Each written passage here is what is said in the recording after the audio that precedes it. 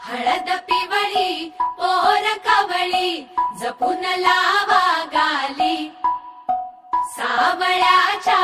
चाहुलीन पार ढवळी झाली,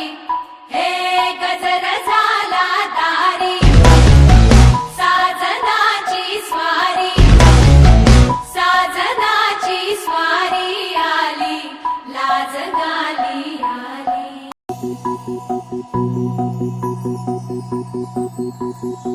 जपून होत ठेवला मन हे कधीच नाही झुरला,